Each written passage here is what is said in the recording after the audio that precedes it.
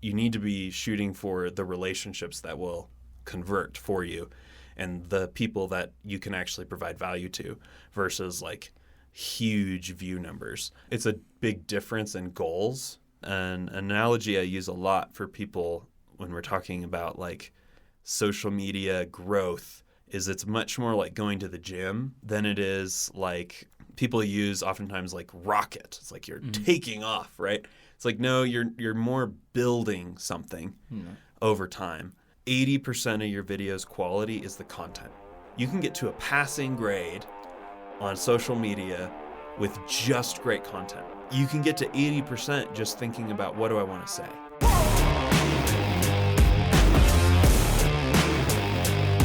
Hello everyone, welcome back to Unlike Marketing. Today we are on the 5th episode with a guest, and I'm gonna present you our new guest is Toby Simpich with Summit Beat Media. He is the co-founder, video lead, and obviously is really has a lot of expertise on how to help your YouTube channel, social media channel, create amazing video, create amazing content. But let me give him like the baton and and present himself and say how you got there, how everything started, who you are, what you do.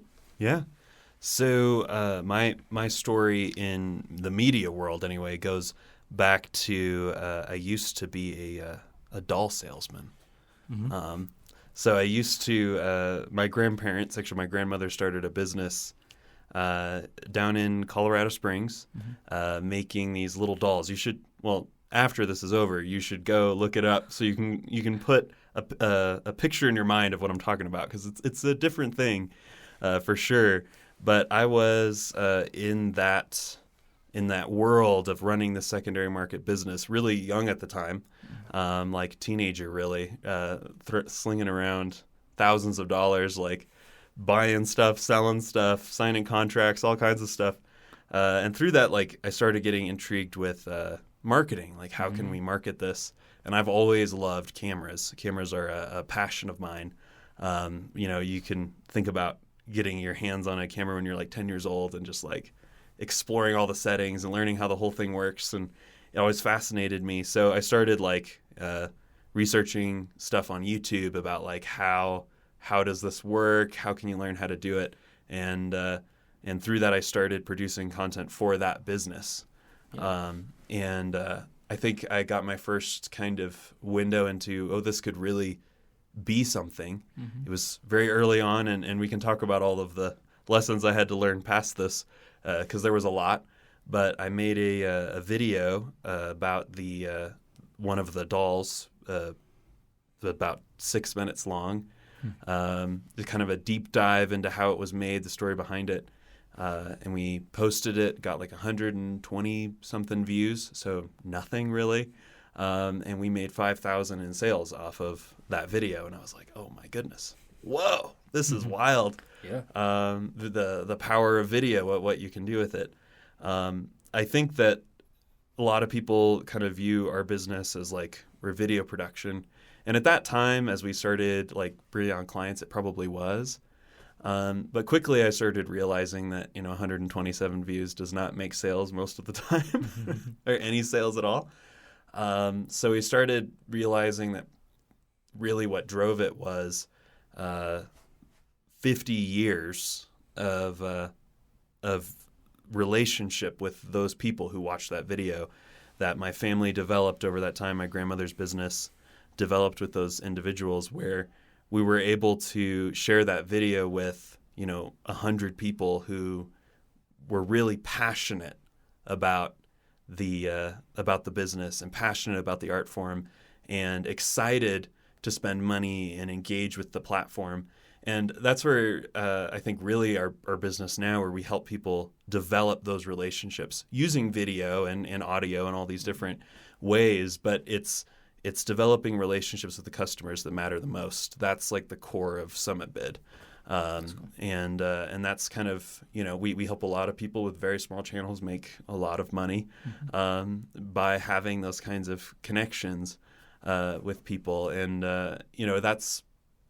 I think that's probably the core of what we've found as the as what we want to foster in the marketing and media world. So, Yeah, that's awesome. I mean, I totally see that because I mean, when you say like 120 with 5,000, I was like, wow, that's a great return with 120 views. Because honestly, for people who don't know the market and everything, like even when you run ads, video ads and everything, like there is like normally let's say like a return that's like about 1.5%, 2%. This is like what you can see on the number of views and everything. Then like for you to be able to I don't know what, spend maybe like $100 to make that video, and yeah, and get that big of a return. yes, and making 5,000 is like, I'm sure like everyone was super happy. It's like make it more. I know, right? And it's that like, but it wasn't the video really. Like I put a lot of effort into it. Like and looking back on it now, it wasn't like the strongest piece of content I've ever made, but it was the relationship with the business I was making it for, and that element in there of like how do you develop relationship with individuals versus like viewing marketing as a numbers thing, because man, like that's all you hear when you research marketing stuff is like, this is the return you can expect. Like what's your conversion rate for people who go on to your website, right? Like that's a huge question, and it does matter. Like I don't have a problem with caring about those numbers. But I think that people think that's all it is a numbers game, and that marketing is this, you put this much in, you get this much out. It's very transactional. And I think that when you view it as more a relationship process, like you're providing them value, you're providing these individuals with content that really either pertains to something they're passionate about or is something they're passionate about.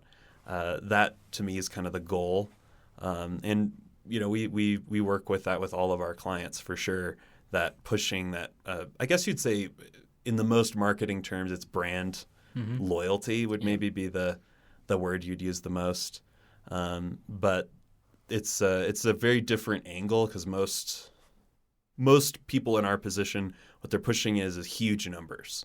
We're going to go out there and get you 1 million views, 500,000 views, whatever it is. And I've worked with a lot of clients who have videos with that many views or have content that has that much traffic going to it, and they don't have much to show for it.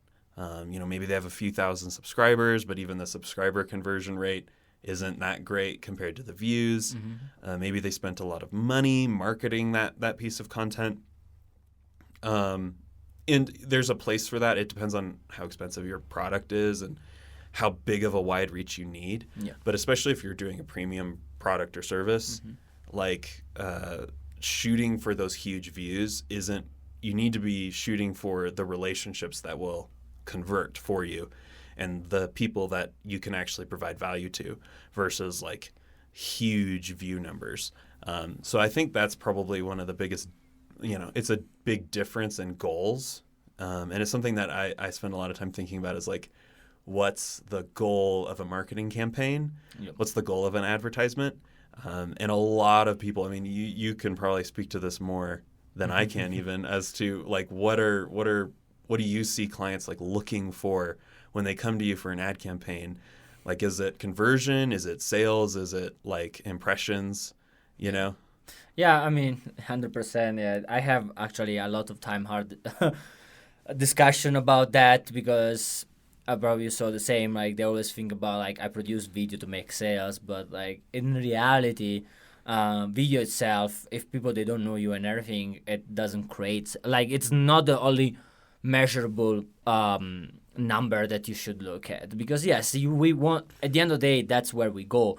But like, if you read anywhere, like they always say that like marketing is made to create leads, and then you have the sales team that is made to turn the leads in sales.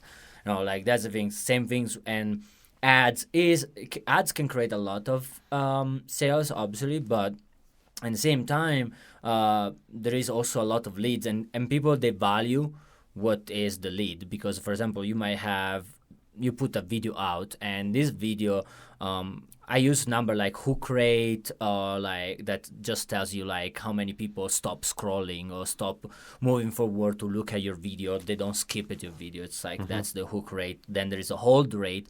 That's how long people stays on your video. And then the other parameter I check is, for example, in my case, is like how many people plays 95% of the video, like 25, 50%, 75%, and 95%, 100%.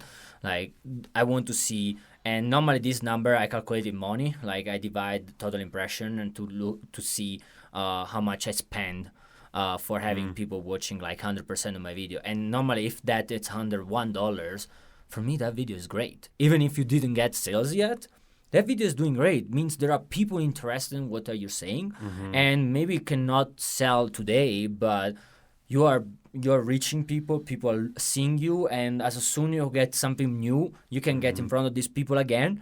And because that's what ads can allow you to retarget. I mean, you can take this audience that watched 95% of your video, 100% of your video, you can retarget them, send your new video in front of them and see if it does the same things. And then now you're nurturing them to a day that maybe in 3 months, 6 months, I've seen people coming after 1 years and be like, oh, now I'm ready to buy. And you never heard about them. They never submit a lead form. They never schedule a call. And then just after a year, they just knock at your door and be like, I'm ready to give you like $10,000 and teach me how to do this, like stuff like that. Yeah. I mean, they're on their own journey too. Exactly. You know, it's like the numbers are representations of real people. And that's lost so much in the industry. It's like, what's your click-through percentage? I want you to like picture like when you run an ad, oftentimes you'll have like on Facebook, it'll give you the number of click-throughs from a specific creative. That's actually individual people. You know, sometimes, people can argue sometimes it's bots, sometimes it's not. I think it's especially for the business owner, it's useful to picture it as individual people because that can help you understand like, oh, this creative is just connecting with people better.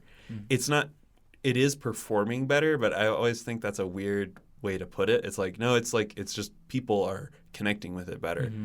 And, within that same thread of like developing relationship, letting people know you exist, an analogy I use a lot for people when we're talking about like social media growth, how to grow your brand online, is it's much more like going to the gym than it is like, I guess like people use oftentimes like rocket. It's like you're taking off, right? It's like, no, you're more building something over time.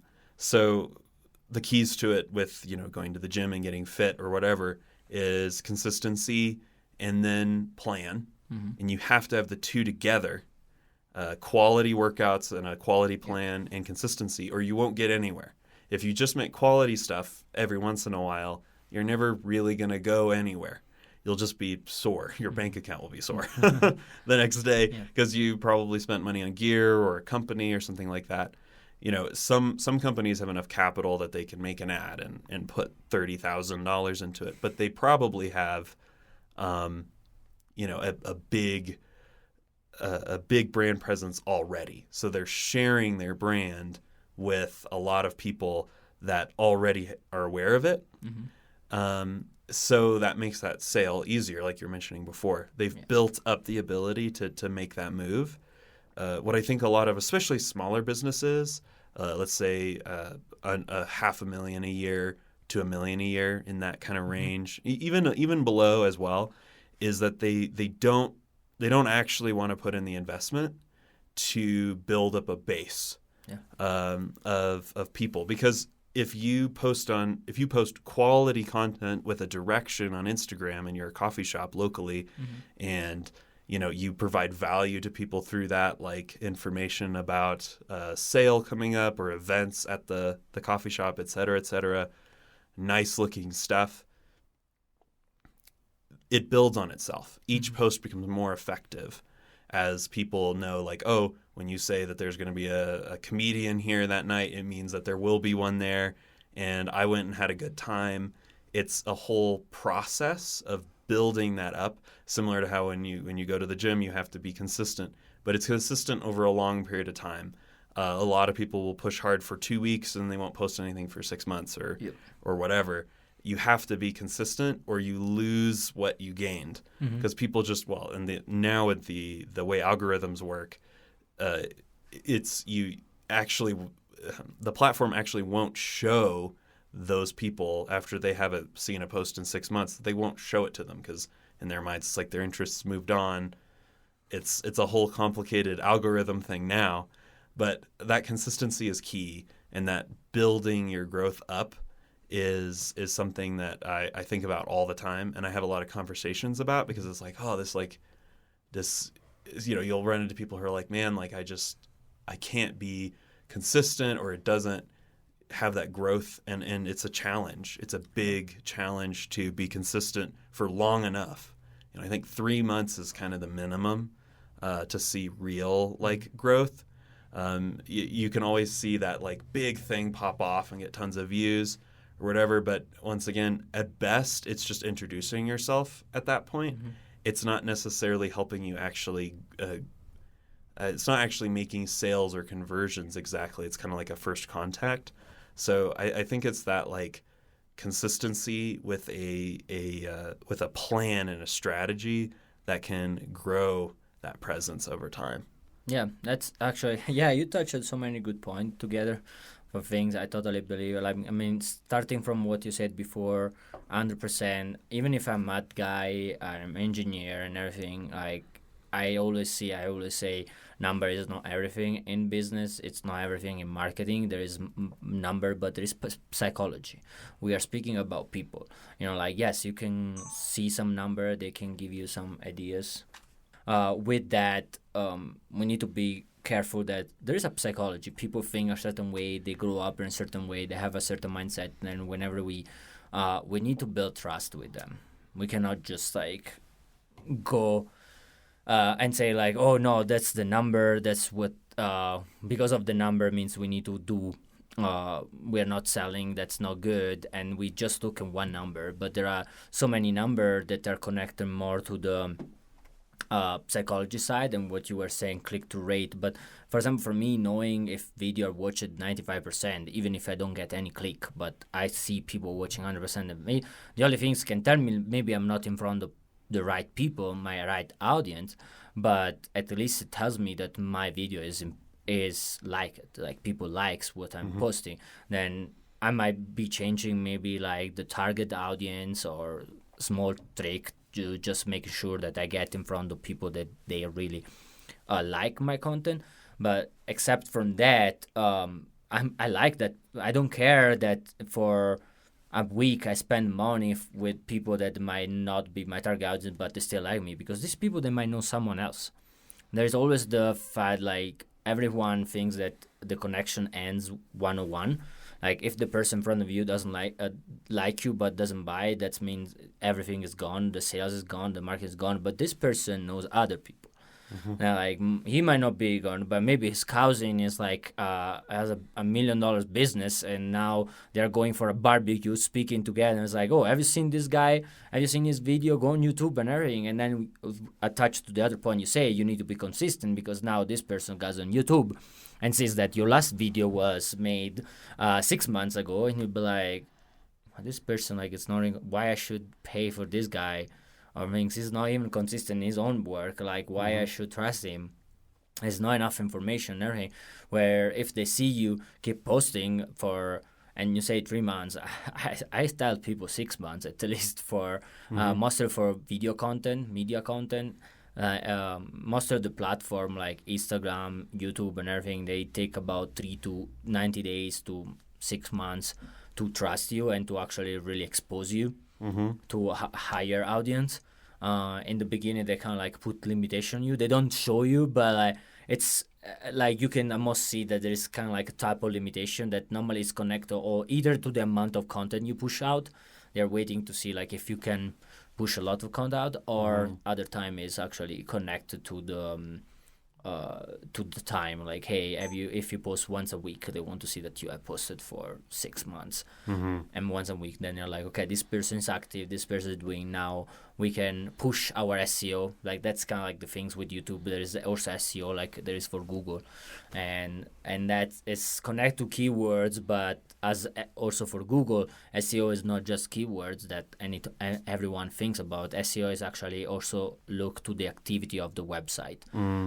If Google, YouTube doesn't see your media active, you don't see you posting weekly and be consistent, or like creating blogs weekly on your website, or changing things on your website, update products and stuff like that, they think that your website is kind of dead. There is no one. Then like they start slowly kind of like take you out from Google, from YouTube, and you are, and most in the beginning, if you're just starting and you don't have loyal people that love you because who you are and everything, and you're trying to bring them in, it's even more important to be really consistent, keep doing, and then to convince YouTube and to convince Google, to convince Instagram, yes, I am doing this for serious, I'm not just playing, please, now you can push me, like let SEO start to work for real. Exactly. Yep. Absolutely. Yeah, so I think to that point, it's an interesting person to think about, the person right at the beginning of their journey. That person is a fascinating problem, because they oftentimes want and need fast results more than anybody else. I don't know if need's quite the right word. It depends on how financially extended they've become. But they're oftentimes the ones that don't have a loyal following are the ones who struggle the most. And I think about this a lot in kind of the new age. A lot of successful businesses in the social media realm, they have this kind of natural process where you build the audience and then you sell to them. And you don't get paid a dime for the building the audience part. Yep. At all. Like, you're not like it. And if you think like, oh, well, YouTube pays I don't know, like not even close to enough for most people, until you're really like, you're a very large business. But even then, you're certainly not making the amount of money that you could be once you have an audience sizable. Like just views aren't going to do it. You have to have a business model around it. So you see a lot of businesses where they built an audience without a business plan, and then they're trying to pull together a business plan after a while. But that is interesting, because then you think about all the other business owners that aren't social media based. They didn't start with an audience, and then they're trying to figure out how to turn it into a business. Which those people I think are the easiest ones to work with, because they already have the trust and loyalty. They just have to figure out a way to build a business that doesn't violate that. It's, as a business owner, how do you develop that trust and loyalty in an audience without I mean, you're not necessarily going to alienate any current customers you may have, but you have to put in that time investment. And for a lot of people who are starting out, it is a time investment, probably more than it is a financial one. It depends on the business size and what they're trying to accomplish. But that is like when you're in the throes of running a business, it is so hard to then find that time to make a social media post, to figure out, to have like conceptual ideas for like an ad campaign, especially if you're like a somewhat regional or local business. And I think that they're the people who need the most kind of guidance on that aspect. Let's think our way back into what we were discussing. So I just brought up business owners who didn't start in social media with kind of a mid-range company. So I'll ask you a question. So what, in your experience with all the clients you've worked with, what have you seen to be the most successful for a kind of a mid-sized, smaller regional business trying to grow a social media following and trying to build trust with customers there? That's a good question. I mean, honestly, also define a small business. I mean, everyone define a bit different, but Well, how do you define it? I mean, for me, small business depends also if it's service or product. Like if you're service, most of the time, you be able to make 250,000, 550,000, and have a great margin on it, because obviously as a service you don't have much of production cost, you don't have much of like people helping you creating things and stuff like that. Where in whenever you speak about product, like a product company comes to me and say like I make 250,000, half a million, like you're not big. You're not even medium, like you are still really small, because your profit margins are not so high, because there is all the production cost. If you have a place where you need to like have maybe you also need to have machines to make the manufacturing and everything, then there's so many costs at the end of things. Mostly tell me like what is your revenue at the end of the year, like what is your net profit when you get. Then if you tell me your net profit is 250,000 or like 500,000 or familiar, I say like, okay, you're doing really good. But if you just, that's your gross margin, then there is a big difference. Where with services, for example, in my case, when I do coaching, it's just me doing coaching. Then when I charge people like 150 a year, 150,000 a year, 250,000 a year, that's pretty much all.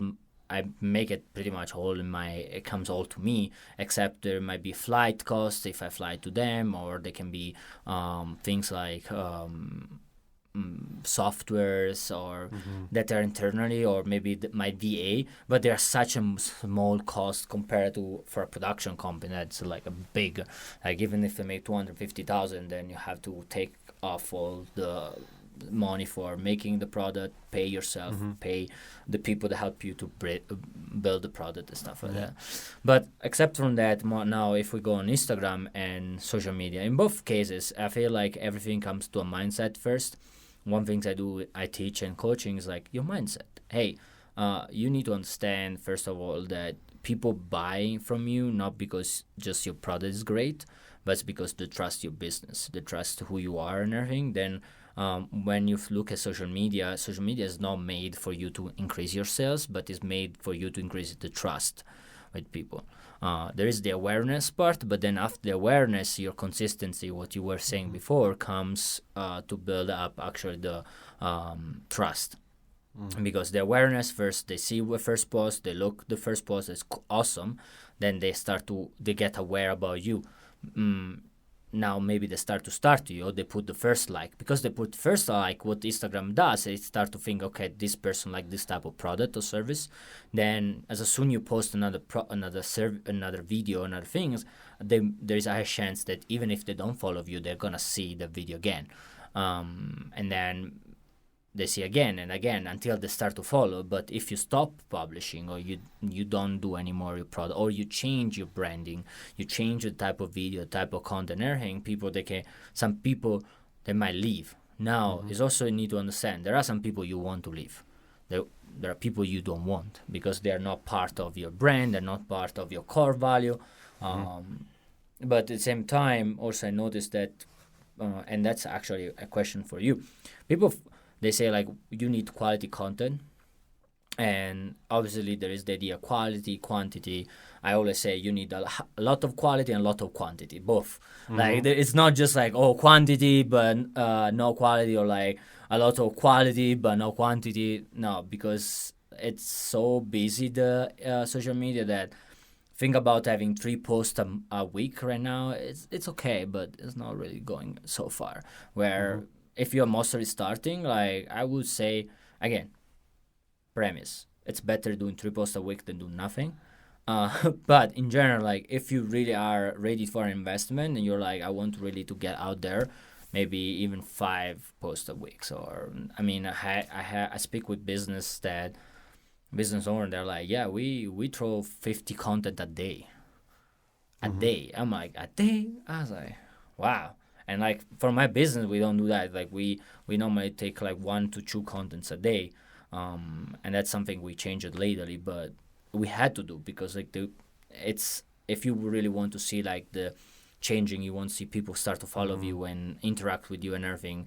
People are they spend so much time that they're like between the morning, early morning to the night. If you give them two different content, they will not even notice that it was on the same day. They want that. They actually need it. Like they're like, yeah, I want to see more of you by the night. Like if I saw your video, your reel in the morning, and you have a new one in the evening, I'm totally okay with it because I love it. I want more of you. And where they get tired to be like, oh, now I need to wait for like maybe this person's gonna post in a week and everything, you know. So quality versus quantity. This is especially for our business, this is a huge tension because they don't. So yes, you're right? And you can think about quality and quantity as two things that pull against each other.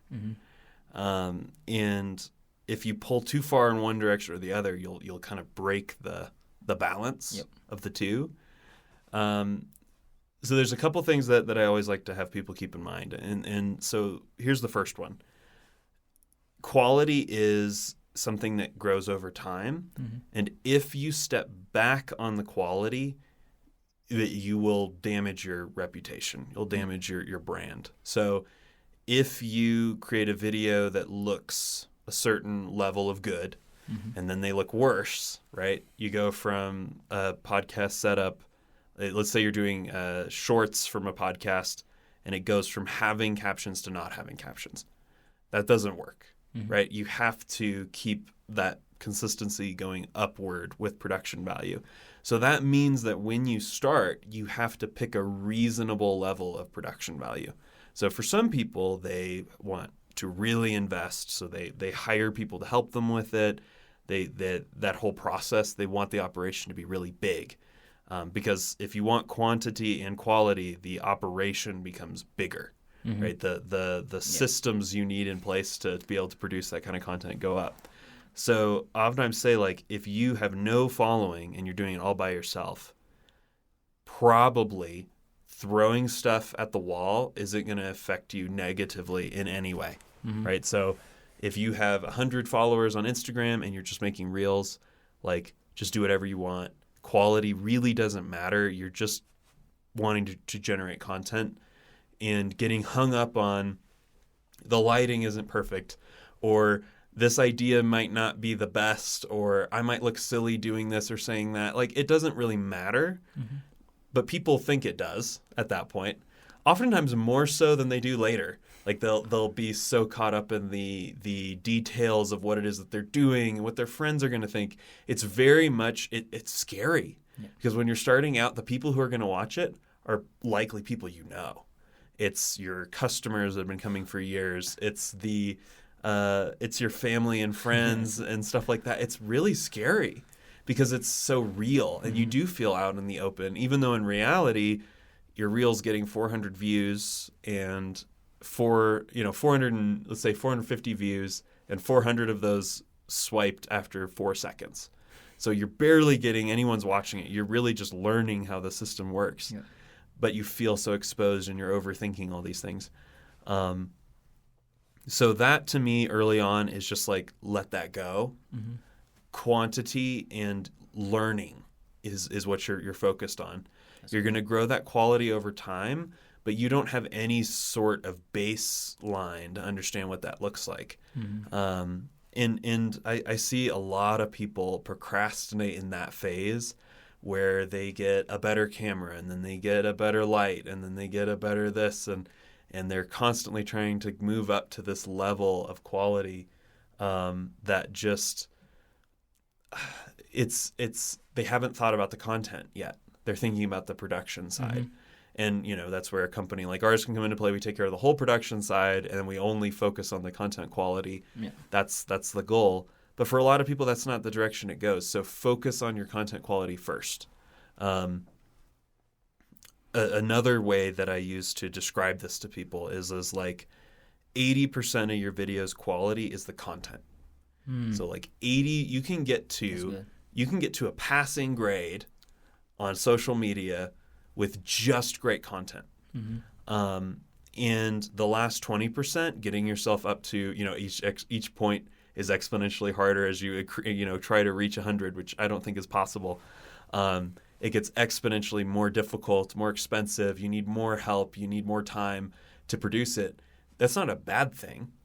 But you can get to 80% just thinking about what do I want to say? Yeah. Like scripting it out, thinking about it, and then going for a walk. Speaking about, oftentimes what I find really helps people getting started is talk about what you're passionate about. I have experience. I'm not going to use any names, but I have experience with a lot of experience with realtors. Right now, we're working with a great team who are really passionate about the city, passionate about their customers and houses and all these different things. So they do a great job at it. But I've dealt with so many realtors who don't care at all. They don't care one bit about the house they're showing. They don't care about all these different things, and it's like pulling teeth. They can't get 2 sentences out to the camera. And then, we'll go to small businesses with realtors and stuff, people who are just as unexperienced with the camera, just as like nervous. You can tell before that they're super nervous, but because they're passionate about their business, they love their craft. When they get going, they can do it, right? They can reach in and they can express their passion. Yeah. So focusing on the content of stuff that you're passionate about, that can bring together and get you started, get you off the ground, get you to 80%. Yep. And then we can start talking about lights, and we can start talking about whether you're in 4K or 1080, and we can start, like we can go deep and start like open gate, so I can have a good wide frame and a good vertical frame, right? Like we can keep going down that rabbit hole. But that to me is the big trap is using. I think what it really is, people use quality as an excuse to procrastinate at the end of the day, and not just getting started. Because as long as your quality trajectory is just up, you're not going down from a production angle, I think you're fine. Because then people see a new video come out and they're like, oh, his setup's nicer, or his colors aren't as weird as they were before, or now the background's blurry in a more natural way because he's using a camera that actually blurs it technically. Like as long as you're moving in that direction, you're never going to have the quality detract necessarily. It does depend on industry a little bit. If a big brand that a lot of people are aware of and know came to us and was like, we want to make an ad, we have to think about their brand. We have to think about what people will take away from it. I think about how I watch the Super Bowl ads. I love, because commercials are like a thing we make. I love watching them. And like the Super Bowl is like the peak ad, like you're watching the best of the best. And I'd say about a quarter of them were really trying to look like they were shot on a phone. There's a couple examples I can think of. I think there was an Adidas ad, or one of those fitness brands, that it was definitely like trying to look like it was shot on a phone. But that behind the set there's like huge lights and scrims and set designers and like people that carefully did the people's makeup, and it's this uncanny valley where it's like a brand trying to be authentic, but it's not, because they can't do that.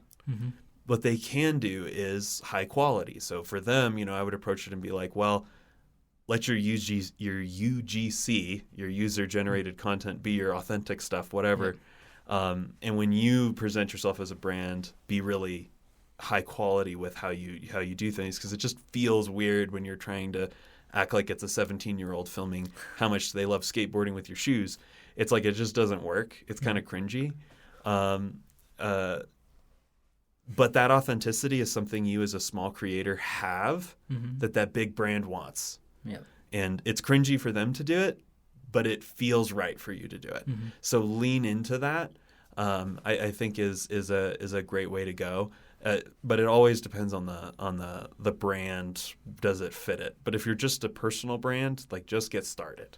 Yeah. The quality is more of a footfall than it is a real. Then it's really going to make an impact on how much reach you're going to get, especially when you're small. So. Yeah, that's a lot of good point. And like one things that was interesting.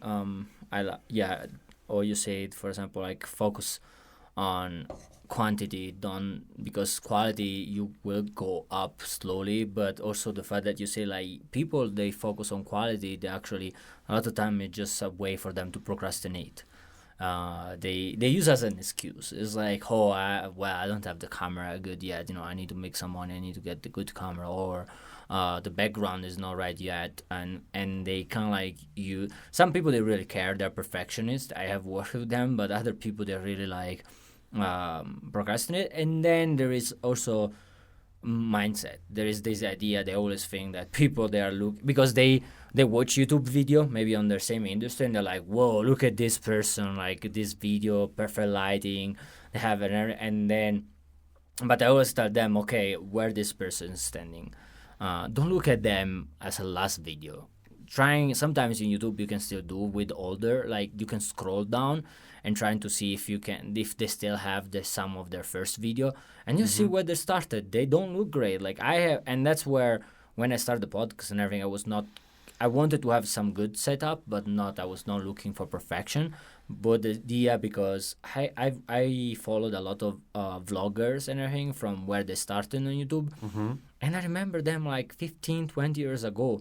And they were like, their video was literally like with the tripod with the old phone. That was even worse camera than the phone now. On like, I remember one guy was on a rooftop. That's where he was always making his video in the beginning. Just him, the camera directed on him, and nothing else. He was not going around. Now he does video where he travels around the world. He gets invited in restaurant to try food, and then he gave his opinion. He did which one is the best, makes a bit of gym and everything together. But before where he is now, and he's making money with that, and obviously he's not making money with YouTube, but restaurant and things paying him to travel, to try their food, and to kind of like make a video. But before that, he was the guy. I remember him as the guy on a rooftop with the old iPhone, I don't even know what it was, iPhone 6, and a horrible camera. And that guy, he started there. People started to follow him there, and he grows. When they follow, so the thing you have to keep in the thing that's interesting, and I think a lot of people get stuck in the spiral, because I was saying before, and you were kind of echoing that issue of like getting too focused on the gear and using it as a procrastination tool, but it's not just procrastinating, which in theory, like if I procrastinate on something today and I don't do it, I don't make it harder to do it tomorrow. Yeah. If you procrastinate on quality and you go out and you buy a new camera and you get there, I bought a new camera. Now you have the friction of learning how to use the camera, because cameras, for whatever reason, they're not easy to use. This is something that I've spent a lot of time like thinking about, like why on earth the camera brands seem like they're purposefully gatekeeping with cameras, because the menus make no sense at all. The basic things people want to be able to do, which the smartphones, they get it, they do it. In GoPros, really, those are the two camera systems that I think are just like easy to use and really user friendly. But like even a small, simple Sony camera, the list of problems you're going to run into are huge. And I can't tell you how many people I've run into who they went out for like, I'll use a barbershop as an example. They went out, they bought a $1,500 camera, and the images that they are getting out of it are definably worse than their phone. And they are so frustrated because they know in theory that their camera's capable of incredible things, and they are. Like, you can get cameras that create incredible images these days for super cheap, especially on the photo side, but even on the video side. There's so much there, but they're so hard to use. So you go out and you buy this camera, and now the image is shaky. And there's this weird jello thing going on when you pan the camera. And the image looks jittery, and the sky's blown out, or your face is too dark, or the list can go on and on. Focus, massive autofocus issues. That's getting better now, but like 5-6 years ago, it was a huge problem. People couldn't get their image in focus. And like you add a lot of friction. You have to learn how to use the tool now. And you know, that's something there. If you have an audience built up, you have the time to dedicate. Maybe in some cases you get a cameraman to take care of that for you, whatever it may be. Trying to front load that problem, especially if you don't care about cameras, which most people don't, is a huge mistake, and it's stopping a lot of people from getting started. Yeah. Right? Like, you need to either have somebody else help you who knows how to use a camera and just take care of it for you, or you should just start with your phone, because the quality will actually be better and your friction will drop through the floor as to like getting it off the ground. And that to me is the kind of a deadly spiral that I see a lot of people end up in, where they buy the camera and now they don't want to use their phone because they have the camera, but they don't know how to use the camera, so they don't make anything. And then 3 years goes by, and the camera's out of date, so now they have to buy a new one. And it's just like it's a messy situation. I'm sure you've seen people do this yourself, but kind of. I haven't done like so many with that, but what actually was funny, because I think when I wanted to start to do reel for on TikTok, I was like, I don't know, how to start and everything. And I had a friend, like, it's actually my brother-in-law. He was like, he makes money on YouTube, on TikTok and everything. And he was like, no, you don't need nothing. Like, TikTok, I was like, you don't even need caption anymore to get big on TikTok. Like, just make a video, say something that people want to hear. Like, create something that people want to hear. Like, just do with your even your front camera is more than enough. Just trying to be on an area that there's not much noise on the background, and do it. And one thing that I was then looking on YouTube and everything is that a lot of people say, like, the best way to start is just like use your iPhone and a stabilizer, like how's it called, like tripod stabilizer, gimbal, gimbal, because that's the gimbal help you to not be shaky, like because sometimes while you speak you might move your hand or you get tired, and then you can get things. So you can just get the gimbal, or like even like easier, you can put that on table and just film you. And then your iPhone, like you use, even if you have iPhone Pro with the 3 camera, like as you say, it's so much easier than a camera. Like, it does a great autofocus. Normally they are all great in getting autofocus. They're like, the quality is pretty good. Then if you don't really are sitting on a dark room, the light is also good on you. They do a great job automatically without you need to do much with that. And that's a great place to start with that, make a lot of followers, then turn these followers in sales, and then you have the money to buy a camera and hire someone to run that camera. Like this, you don't have to learn how to use the camera. Exactly. And you have to ask yourself, it's a whole field of expertise, right? Like being a cameraman is a field of expertise that exists in the world, and there's a reason for that. Like it's complicated. There's a lot of stuff going on. As cameras get more powerful, especially in the video world, but even in stills to some degree, this is true too. As they get more powerful, they get harder to use. You need more sophisticated software. You need a more powerful computer. You need more storage. You need knowledge about stuff you never would have thought you needed to know, and you have to memorize it. Like, what color space do you export in for so that it looks good on an iPhone and it looks good on an Android? It's like stuff you don't think about. And like Apple and Android and phone manufacturers, they do all that thinking for you. So in a way, what you're able to do with an iPhone is you're able to hire a cameraman you already have to kind of get that all dialed in. Are they the best cameraman? No. Are they going to understand everything perfect? No. But it's like you can get off the ground. And for a lot of people, that's the best option, because once again, if you go through the process of filming everything in this really nice way, and then people see you backslide quality-wise, that just isn't great from a brand perspective. So you go back to the phone. Just start on the phone and focus on what I think that's a great point. The say something people want to hear. I think a better way to think about it is say something your people want to hear. Your people, because if you're just saying stuff that people want to hear, like, are you growing an audience in a direction you can build a relationship with? Yeah. Maybe, maybe not, you know? So think about your people, who they are, and what they want to, what they, and even better than what they want to hear, if you really want to develop a relationship with them, say what they need to hear. Yeah.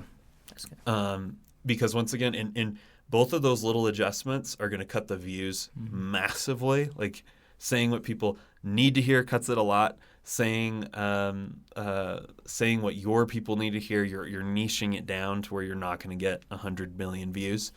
You're niching down a lot, but the views are quality, and that's something that I struggle with a lot. Like trying to explain to people is views look the same on TikTok as they do on YouTube. It's just a number on a screen, and it's 400 views here looks the same as 400 views here. But that is just not the case at all, right? All of the analytics, and if you or your audience has ever gone into the YouTube Studio analytics or even the other platforms, the depth that they go into is insane. And all this information, people are like, well, what am I trying to read from here? All that they're trying to tell you is what's the quality of the views this video has, or the quality of the views this channel has. That's it. Yeah. It's a way of understanding that the 400 views are valuable. And to circle back to the 127 views that we got on a video about a doll that we're able to make all that money off of, this super niche situation, that 127 views may be the most valuable 127 views I ever get, right? And because they watched it all the way through, they got compelled by the product and they purchased it. They had a great experience connecting them to a product that they really wanted to buy, and they purchased it. So in the same way, when you jump in and you see 400 views, a great example of this is we have a few videos with 100-something thousand views that are like 3 or 4 hours long, and like 20% of people watch it all the way to the end. Like, that's a massively valuable 100,000 views. And I would take that over 10 million views on TikTok any day of the week, because people sat down and spent all that time with us, and they learned something, and they took value from that piece of content. Yep. They're going to remember it. They actually have a relationship with it. And that's where shorts and reels always, like, when people bring them up, I always cringe a little bit, because I'm like, here's a great statistic to help you understand the difference in value between views. So on YouTube right now, to monetize, where YouTube views of the views your channel's getting as worth money, I believe it's 500 subscribers and 3,000 watch hours.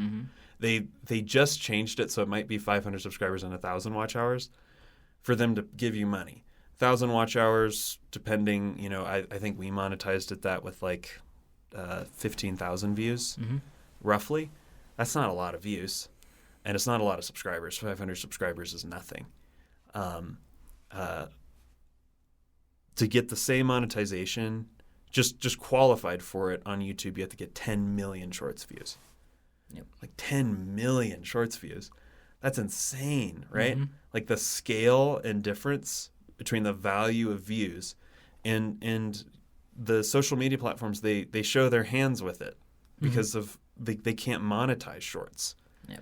And if they can't monetize shorts, if the provider of the platform pushing it can't monetize it, like, TikTok's never been profitable. That's insane, right? Like, Facebook's super profitable, YouTube's super profitable, Google, all these different things, they're all making bank. And they're chasing TikTok's tail for one reason or another, but TikTok doesn't make money. It's and I think if TikTok can't make money, it's really hard for individuals to as well. It doesn't mean it's impossible. There's a lot of people who do. They make a good amount of money with it, but they have to get such a level of success from a views angle. It's so many views that it does lead to that kind of atmosphere where it's like, just say what they want to hear, create the the video that the most people are going to enjoy, and it's almost like you have to build your content for the platform, for the masses. Yep. How are you going to connect with individuals on a one-on-one level and develop deeper relationships with your client base if you're trying to make something that can get 10 million views?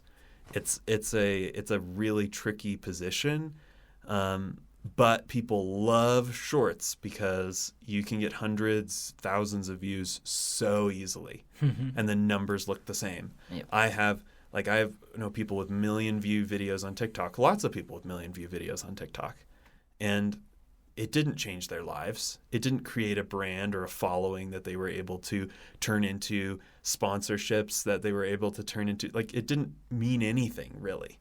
But it feels great. I have a million view video because it looks the same as a million views on YouTube, and it's just not the same at all. And I think that's one of the biggest misnomers kind of kicking around, is like, short form content is this savior or this great option or it's the best thing out there. And I think it's just short of being useless for a lot of businesses. Not everybody, but you really have to build a business that can work with shorts. Shorts don't work with every business. Yep. And that's the big like difference, I think. No, that's a good point. I mean, shorts, I always say, like, shorts are good to bring people to the big video, to the long video. Now, for example, like, even with podcasts, we generate shorts, and we have shorts on Instagram, on TikTok, and everything, but all the ideology with that is, like, from the shorts, people, they're going to know about Quarata Consulting, they're going to see videos like, oh, this is a podcast, then the next things they do is, like, they go on YouTube to search if they want to know more, or they want to hear all the sentence, they want to hear all the podcasts. That's the best way to do it. The other way TikTok makes money, I would say, it's product generate, because short content is really good for products. Whenever you're marketing products, you don't really need to have like 5 minutes, 10 minutes video, like you can, in 30, 60 seconds, you can pretty much convince people to buy a product. And that's happened also. I was discussing with another guy, he has a business, he runs ads for company. He helps people running ads, how to schedule that and everything. And one thing we were discussing was like how much harder it is for service company compared to product company. The reason is because service company, most of the time, it's something that, at least our service, like consulting, coaching, marketing, things, it's something that we need to get in front of them and almost like pull them in, because they're like, they need to get convinced. It's like, do I really need this? I don't really sure. Where product, for example, like if I sell coffee or I sell chai or t-shirt or anything, people tend to look for that anyway. There's a lot more people looking around for buying a new t-shirt or looking around, and I say there is a lot of bigger waste of money inside buying the product, because that's how the world is made, and that's how we are taught in school, or how we are never, our thought is always about like, I want to buy something that make me happy, but there's no thought of like buying something I can invest to generate more wealth. Then like service hours is like an investment for people. It doesn't make them happy right away. Actually, like in the beginning, they get pissed off because like, oh, I don't see, I'm paying like $10,000 a month, but I don't see anything happening. And the first month and the second month, then start finally the third month, then like they are kind of like getting angels where with a t-shirt, they're like, I paid $60 for this t-shirt, but now I got the t-shirt I like, I can wear my t-shirt. Is an asset? No.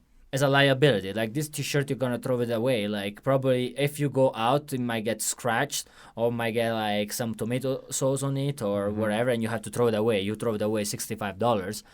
Where like services like ours, and there is so many other services, we generate a limited wealth.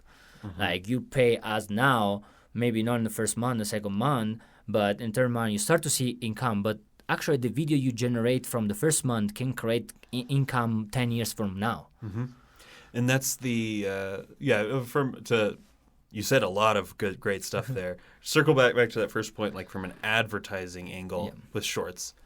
I definitely agree that there's a place for ads with shorts, especially when you consider you can pay to get that somewhat consistently shown to lots of people. You can get lots of exposure. You can start playing a numbers game with that. Like a certain number of people are going to see the photo that's in the short or the story or whatever it is that you're paying to get out there.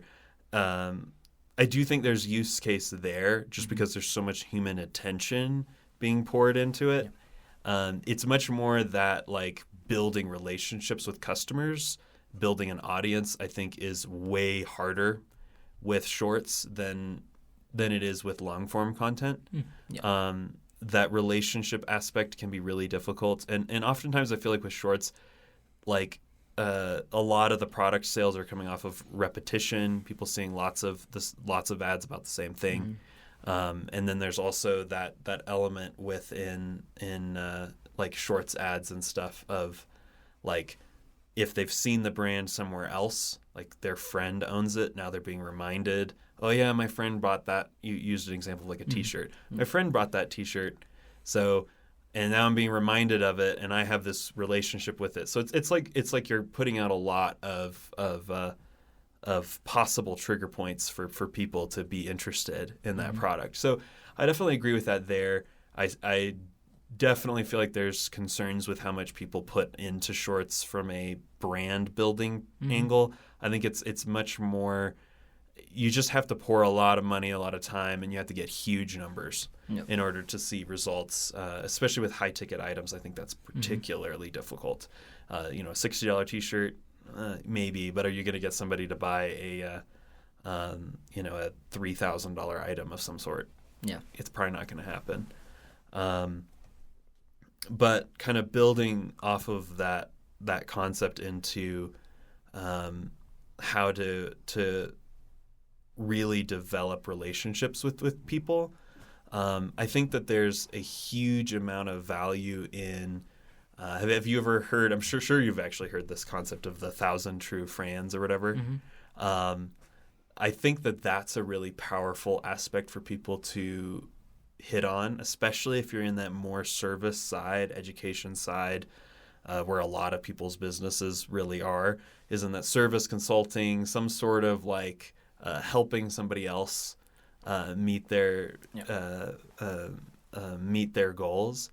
I think that that's a great point for like long form videos, podcasts, that type of interaction is the best thing for like really building trust and relationships with people. Yeah, and this is the reason why our podcast goes an hour and 30, because for me it's like if I see that had 60 views or 20 views, for me it's like people that even if they're only 20, these 20 people watch it like an hour and a half, means they're really interested in what I'm saying. And what that would not happen with a short, like you were saying before, you can have 100,000 views, doesn't mean they're interested in you.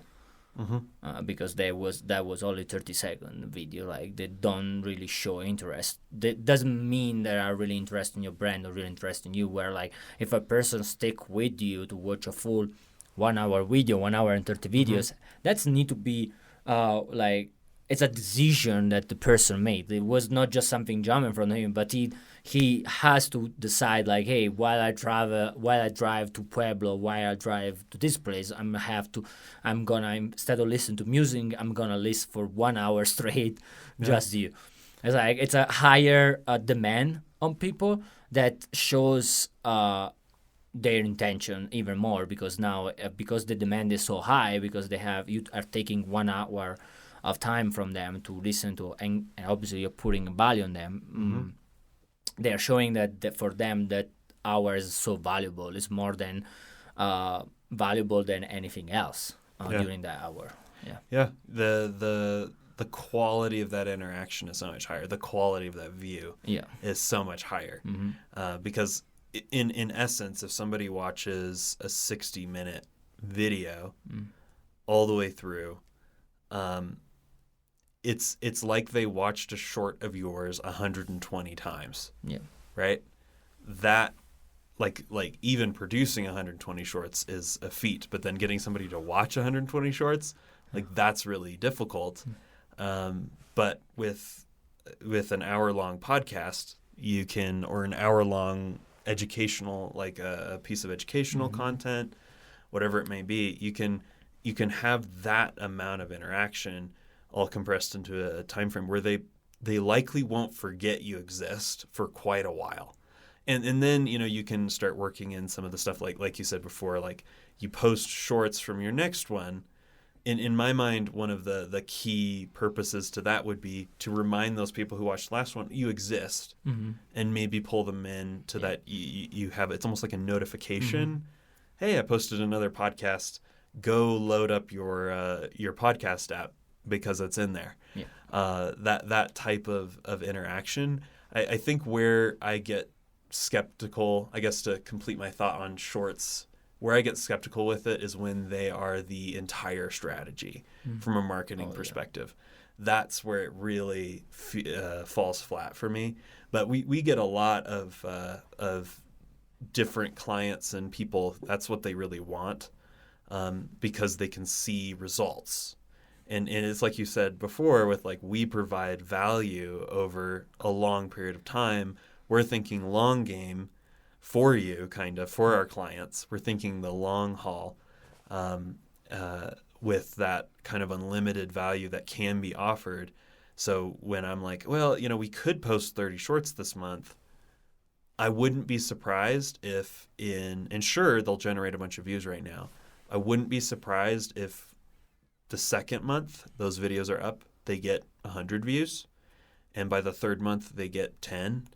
And then within a few months, they're completely dead. They just aren't doing anything unless you're putting money into that creative to show it to people, which is a different situation. But if you're wanting organic growth, kind of organic relationship, it's not literally an ad for product. Within not very long, all of that work, all that content isn't doing a thing. It's not getting any views. On YouTube, sometimes stuff can have kind of a forever mentality. Sometimes, you'll get a video that gets consistent views, but it's normal for a YouTube video to find some sort of equilibrium for years, and it will get 20, 30, 40 views a day for years. Yep. We've made a lot of videos like that, and that power of like, I'm sitting here, haven't thought about or invested any time in this video for 6 months, maybe even like 6 years, but it's still doing work. It's still going out there networking for me, providing value to people. That type of content, I guess, for our company is what gets us the most excited, is that idea of like, we can put an extra week into this video because we're hoping that, it's going to be valuable for 5 to 10 years for the client, and have that kind of exponential, like, yeah, you spent $4,000 on that shoot a couple years ago, but you're still getting ROI on that years and years on. And that's I think that's the type of thing that gets us the most excited for projects, is when we're like, man, we are generating content that could really help this client big picture, with anything from landing deeper relationships to landing big ticket clients to even just like sharing a story or a brand identity that can help people understand where they're coming from. I think that kind of thing is undervalued, and I think it's for the exact reason that you pointed out, with like, you're not going to post it and make 5,000 sales in a week, right? You're going to post it, and it's going to be that piece of the pie that helped land that client or that sale 4 years from now, and you don't even know that that's what it's doing. Yep. And just like making the experience of coming to a website more engaging and feel more high quality, that type of deal. So. No, yeah, there was like,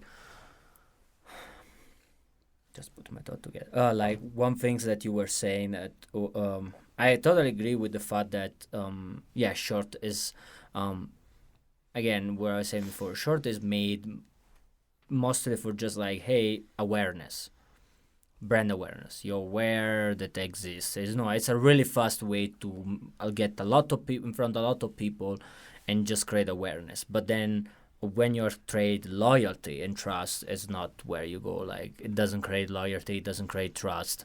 For that, you need to have something behind the short that can be a long form video. And then also you say like high ticket clients, they need time to pay you. Like, if you cost like 5,000 a month, 10,000 a month, and I mean, I speak with coaches that they cost like 40K per hour. Like, people pay $40,000 per hour.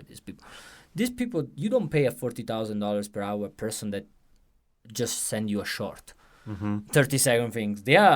People, they need to understand who you are, and they're like, okay, I need to be able to go on YouTube. In fact, all these coaches I know, like, they have a YouTube channel and they have 40 minutes, 50 minutes, an hour long videos where they pour out knowledge, wisdom, things that they went through, like example with client testimonials and everything, to show them like there is so much people are already learning by watching 40 minutes of video. Then people think like, oh, if I'm learning so much just by watching a free video on YouTube for 40 minutes, 50 minutes, how much more I can learn once I pay this person $40,000 for standing with him for 1 hour.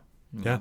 That's the things where you were saying, like, mostly when you go become, and you even in product business, you can see the difference between small businesses and premium luxury businesses, because the majority on TikTok on things, they are not, you don't find on TikTok so much ads from Louis Vuitton or from Coach or from Versace or from all these expensive brand, or, like even Maserati or Ferrari. Majority of these people, they have like their ads are on television. They are like on streaming channel, and they are like, they take 1 minute, 30 seconds or 2 minutes of the break that they give them, and that's where you find their ads. You don't find the ads on the TikTok, small ads like for 30 seconds, 15 seconds. Yeah, and oftentimes brands like that, they're not.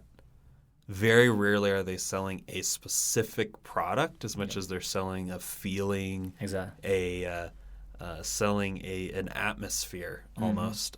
Like one of the ad campaigns, this is not a high value product at all, but they kind of took that approach, was the mid to late 2000s, early 2010s, the 5 gum ads with all of their fancy sensory stuff. It'd be like it's chewing gum, but like the experience is like these like otherworldly experiences with all this type of stuff. Like they're selling a feeling that's like way over the top from what like gum would offer. But it's like a style of advertising that companies that want a really strong brand identity, they go that route versus like just slapping slapping a price tag at the end with like the product lit on a set or something like that. I think like infomercial style, or like what a lot of shorts do, where it's like somebody who's a UGC client, probably like a paid actor, being like, this product's the best thing I've ever used, blah, blah, blah. Like that type of thing does not build your brand. It may sell products, and that's fine, but a brand, the value of a long-lasting brand that you're working on building that identity of is really hard to put a price on. Yep. And you kind of have to think about that from the beginning, because if your brand starts slipping into the realm of like, if you at one point were doing these really cheap advertising things, and that's like a whole different world of consideration. But if you're really trying to sell high value products, or you're really trying to create a high value brand, which I do think can be the same thing, they can be different, which is why I brought up the 5 gum thing. That they can be different, they can be the same. But I do think that there's value in considering what kind of product do I want to build, what kind of brand identity do I want to build, and you really have to think about that stuff towards the beginning of a company. It's tough to rebrand. If Fiat wanted to become Ferrari, they'd have a real uphill fight, Yeah. to get there, to gain anybody's respect, really, because they've built a brand identity of cheap, small cars that really aren't that nice. But sure, they kind of get the job done, and they're these little cars that some people think are cute. Yeah. It's like they're going to have they'd almost have an easier time like starting a whole new brand that's not connected to it to build it up to that level. Yeah.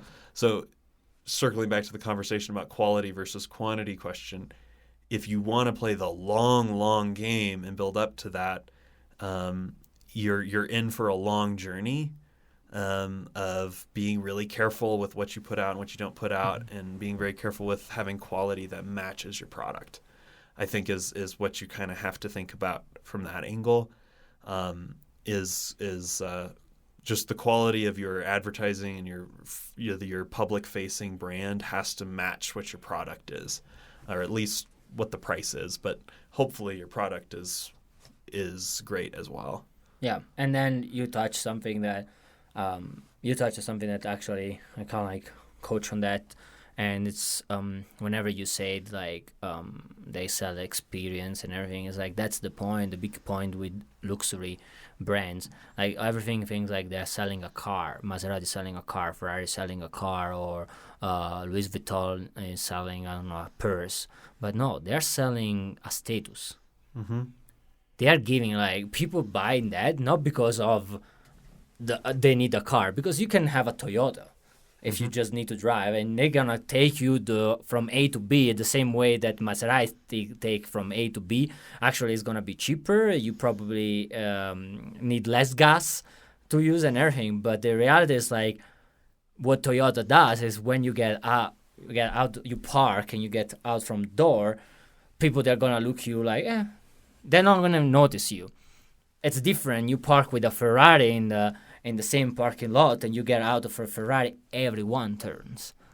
They're like, a Ferrari. Like, you, even before you park, just the noise, the sound, they're like, Ferrari. Like, they already know people. There is a connection that has been created that people know when it's a sport car, is not a sport car. And higher level people that really love car. So sometimes I can do that. Like, I can even recognize without looking. I know the sound of Ferrari, of Lamborghini, because like I have been around them. I love them. I know like Lamborghini, it's all aspirated, where not for Ferrari. Then like the engine, how it's made is different. The noise they make is different. And it's like you right away know. And the first things you turn, you're like, oh, I want to look at that. Yeah. And that's a status that people buy. People spend their money. They don't spend money because they need a car for going from A to B. They are not looking for the product. They're looking for the status. Yeah. They're looking for like how this make me feel. And that's what we can go that forever. But there is the feel approach of things. Like brands is connect to feeling. It's not more connect to much. Small brands, lower brands, things that are cheap, it's more connected to, and there is also advertisement or like the different way to do marketing, because Toyota markets itself as a cheap brand, but super efficient, easy to find, changing pieces, really cheap to maintain and everything. They know that they cannot compete with the status. Then they're like, okay, what we can sell is actually features. We have a lot more features. We are a lot more cheaper. You can per years it would cost you $700 in average per year to keep this car moving. Where like in the other side, Ferrari is like, they're not even gonna tell you like how much costs to maintain a Ferrari per year. It's like you don't buy Ferrari for that. You buy Ferrari because you want to be cool.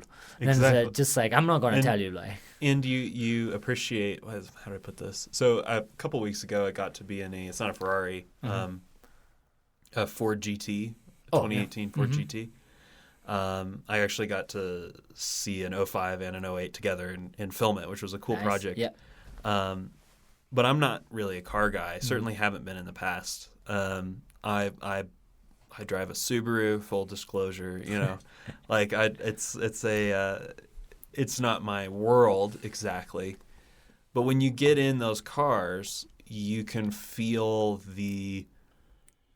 how hard those cars are leaning into people's passion for fast, vehicles, right? Luxury, money. Right. It looks fast. It feels fast. It sounds fast. Like it takes corners like you can't believe. And, at the end of the day, you drive a pass. I did not get a chance to drive it, but I got to drive in front of it through like a pass and with the camera car and lead it through some really cool turns and stuff. And it's just like, wow, like that's a work of art on wheels. And it feels awesome, and it looks awesome, and it sounds awesome. It's got all of that kind of like visceral effect.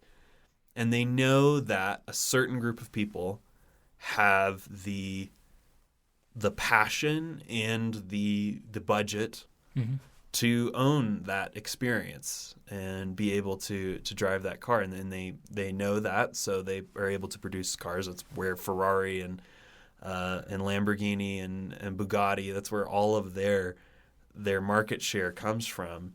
And it is like the passion at the high end, and it works for those brands.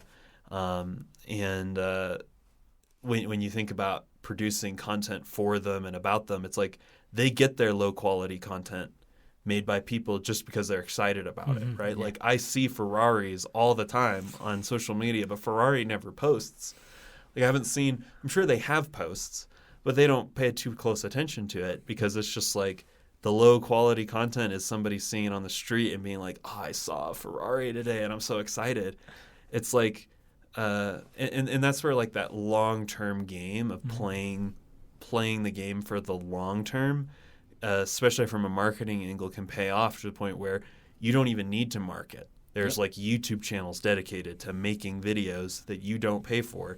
Maybe you go as far as inviting that person and paying for their hotel stay or something.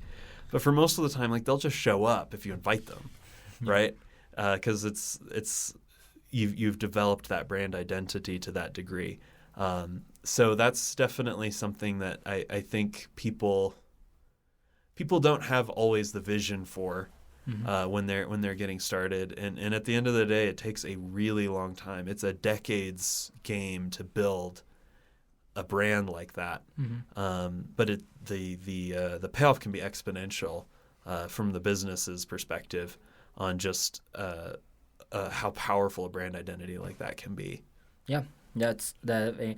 And actually, on that point, I will suggest you like to try that. And it's I push my client to do that because I think it's empowers you to be limitless with your mindset and everything, and to understand where the brand and where you want to get. I always say like, and it's cheap, honestly. Just rent. I mean, it's not super cheap, but rent like a nice supercar. Like go rent a supercar for one day or for a few hours. Just get in, drive it around, stop in a parking lot and everything. And the way you feel every time you get out of that car, it will make you understand what means build a brand. Because like you will notice that like that's the feel that you want to give to your client when they say like I work with this person or like I buy this product. That's where you want to get the same level. Then like buying that things is kind of like put you in the position where you're like, oh wow, like I was really running for the cheap. I was not really thinking about what it means to be. And then also hoping, there is so many things that happen with that. Hoping your mindset to be like, I actually want to push for more money. I want to invest more. I want to do more, because like that's one problem that obviously when you're a small business and you don't see result right away, you get a bit discouraged and you are like, I don't know what to do. And you want to give up, because there is no result there. And when that's kind of like helping doing these things, like this same work, like just investing, like take one day out with your wife, or if you have a wife or girlfriend, whatever, and just get this car, pay for one day and go out with it. And it doesn't need to be always a Ferrari, because Ferrari, they're like, I was looking at her price, sometimes they're like 800, 900 per day, like that you have to pay. You might not have $1,000 to just put on a Ferrari. But for example, even if you start with cars like Alfa Romeo Giulia, like a sport version, or a Lexus, like this kind of car that they're not like Porsche is a bit cheaper, like they're not extremely expensive, but with 200 a day you can rent them, 300. Then start with that. Start driving that one and feel as and this can be car, but sometimes people are like, I'm not interested in car. I was like, okay, fine. Even if I always challenge, even if you are don't care about the car, trust me, drive for a full day an expensive car, and you will feel puffed out. Yeah. Puffed up, like really feel like, right, I'm the best now, like I'm because it doesn't come from you. It comes from the fact that once you get out from a parking lot, people turns around. Like literally I had offer my Julia, I was driving around, and every time I parked there would be kids turning and say like, mom, I love that car, what car is that, it's beautiful and everything. And when you hear that, you're like, hey, yeah, it's my car. Type of thing, like you feel like yours has certain status. But then the other way I say, like, can be like doing some type of sport, like do rich sport, like golf can be, or can be even if people don't know, but like even trap shooting, like fast shooting, that one also. Most of the people that they do that are people with money, because it's not so cheap to buy that type of rifle to do that type of sport, and plus also just going there a lot of time ticket is high, or going to an expensive hotel. You are deciding that you want to spend one night with your wife in a different hotel that instead to be your house or like a comfort inn. Maybe I'm saying Colorado. I'm making an example of Colorado Springs, but you can go to the Broadmoor. Go to a 5-star hotel. It might be $300 a night, but take it. Like the way it make you feel. Now you have a goal in your mind where you want to reach, because you want to be able to spend every day in that type of environment. Plus, also you understand that your brand need to build up. People get really what's the word? People get really. It's an interesting question. We're talking about social media quality versus quantity. That perspective, you can take that even into your business, right? Are you a quality business or are you a quantity business? And once again, it's a tug of war between the two, and you can go towards the quality side. Like the Ferraris and all these different car brands, where honestly the practicality is through the floor. Like they're not practical at all. They drag on streets when you turn on them. It's like a lot of cars like that. They're built for the track. They're built to be just driven really fast and really hard on closed streets, really. And then when you're driving them around, it's more of that, like the actual experience maybe not even as good as other. I mean, you think about like a BMW or something like that. That's gonna have the comfort of driving around the streets down. But what you have to think about as a business, maybe you already have one. Maybe you're thinking about building one. Maybe you are in the wrong market segment for you. Is you have to think about, what is my brand? Because Toyota makes tons of cars. And they work, and they have a brand identity of cheap, get the job done. People love that, right? That's the brand identity. And everything that they do needs to lean into that. Because now if they make a car that isn't reliable but super fast and it's just super fun to look at, and people love it, it's not going to work, right? This is why they have Lexus, is they want to lean that direction a little bit more. With like the GX series is like a forerunner, but it's luxury. Like they have to kind of rebrand in order to reach that market segment. And in the same sense, like Subaru is owned by Toyota as well, and that's kind of leaning even more into like, this is just a practical car that works and gets good gas mileage and is really cheap to own. It's like they have to change their brand identity in order to do that. So it's like if you have a business that makes a certain level of thing, maybe it's the really practical, get the job done thing, you can start thinking about, how can I start turning that brand identity into something higher end? And I'll use a camera brand as an example of doing that process, where they turned their brand into, I think, an incredibly robust company, especially in an industry that is struggling to some degree, is Leica. Early on in the photo world, Leica was the Canon of the photo world. Photojournalists had Leicas. Your local newspaper person probably had a Leica. They were great cameras, but they weren't luxury cameras. They were just the meat and potatoes, go get the job done. But they built a reputation for being pretty good at what they did. And over the following, honestly, once again, it takes time, 100 years or so, from like the 1920s and 30s, where they were kind of even into the 40s a little bit, kind of the canon of the world.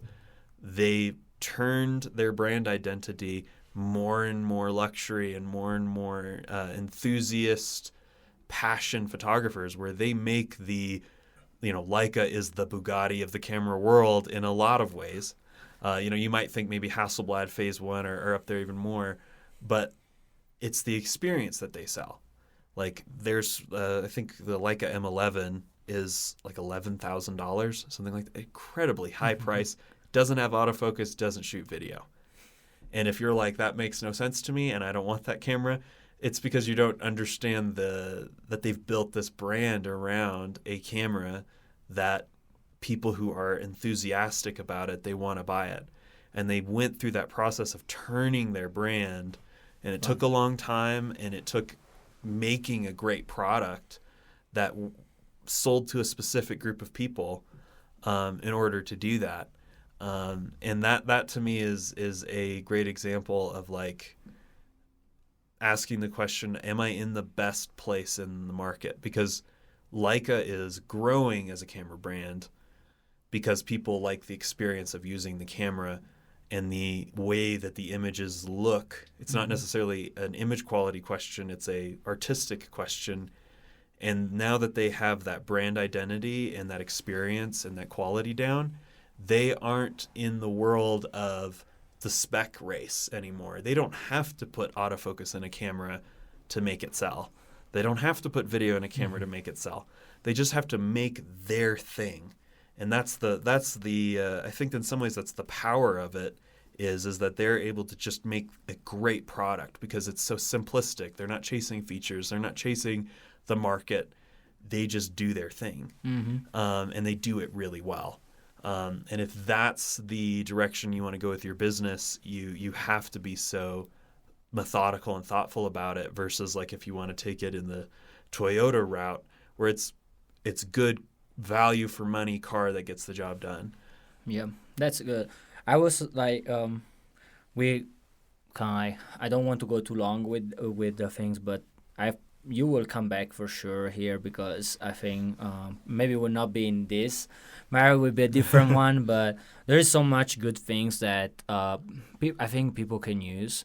But before leaving, I want to make sure that we can give something to people. My idea is like with podcasts is like how if they need to learn something or if they need to leave with something, I won't always give takeaways or something that they're like, hey, you are ready to start or you are starting your business or maybe you're in middle of your business and you're like, I don't know if I made my right choice and everything. I would say, what are some of the 3 points maybe or 5 points that you say like, hey, you need to, these are the checklist, like almost like a checklist, things you have to check, things you have to give priority to in your business that can help them grow their content side, their social media side and everything. Okay. What would you say? Yeah. Well, I think one of the first questions you have to ask yourself to some degree is, are you a technician or are you a business owner? What I mean by technician is, are you somebody who's starting a business or owns a business because you want to do the task? You want to repair the cars, you want to make the clothes, you want to do this type of thing. Really, if you're at the technician side, you need to build your personal brand, in my mind. So you need to think that side of things of like, okay, I need to just start creating stuff with my phone right now. I need to just start creating relationships with people online. I need to figure out how I can create relationships locally, and I need to make my product really high end, right? Yep. I need to focus on making the best product I can and creating the deepest relationships I can, so that, I can make, I'm going to use the example of somebody who's making clothes, but I think you can translate that into a lot of different things. if you just want to make the best clothes possible, you need to grow the relationships where you can post something online and only get 100 views and sell something. Mm-hmm. That needs to be your goal and your direction, because you're going to run out of time if you're a technician. If you're not going to be able to make enough clothes to meet a high demand. So you need to focus on that quality of relationship and that quality of your personal brand. On the opposite end of the spectrum, if you own a company that you want to grow beyond yourself, if you own a company that you want to see do $1 million in sales, you want to see do 2 million in sales or 10 million in sales, and you want to grow exponentially, and you want to be a business owner and a manager, I think it's much smarter to go the direction of outsourcing your media to an outside source and your marketing to an outside source, and focus on being a manager, focus on relationships within your company, hiring the right people, creating the right balance of a product. Like, how are you going to make a product you can sell 1 million of? That's the question. And like a lot of people, when they get into business, they don't think about it from that angle of like, my job here is to piece together the pieces of a system that can create a product and then connect it to the consumer and sell lots of them and grow that on an exponential scale. So I think for that person, you from a media production side, the action I would take is start researching how to find people and the support you need to develop a marketing campaign that can sell en masse, that can really get out there and make an impact. But my interest is always more on the artisan side, the technician who's trying to like figure that out. And those are the people that I feel for a lot, because they're oftentimes have the most talent. There's so much passion, and their products are oftentimes really good. I don't know for sure that they are, but they oftentimes really are good because they've put in the time and they've invested that energy, and communicating their story can be so hard. So to those individuals who are just getting started or been in business for a while and they just want to make high quality products or services, like, just share your story, share who you are, and don't get super bogged down in all of the technicals of everything. Just get your story out there and get started. I think that's the most like practical piece of advice I can give to those individuals. That's awesome. Thank you very much. And thank you very much for everyone that's watching this video. Please always remember you can subscribe.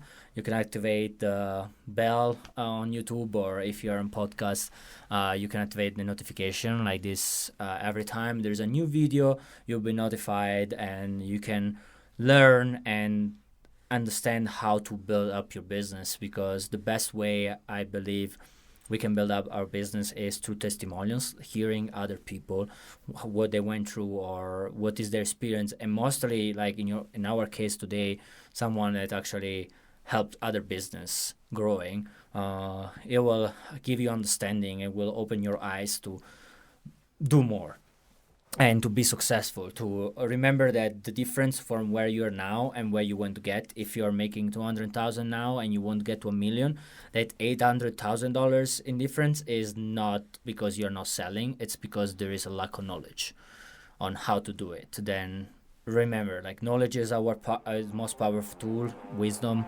and that's what we bring with Unlike Marketing. And I want to thank you again, and have a great day.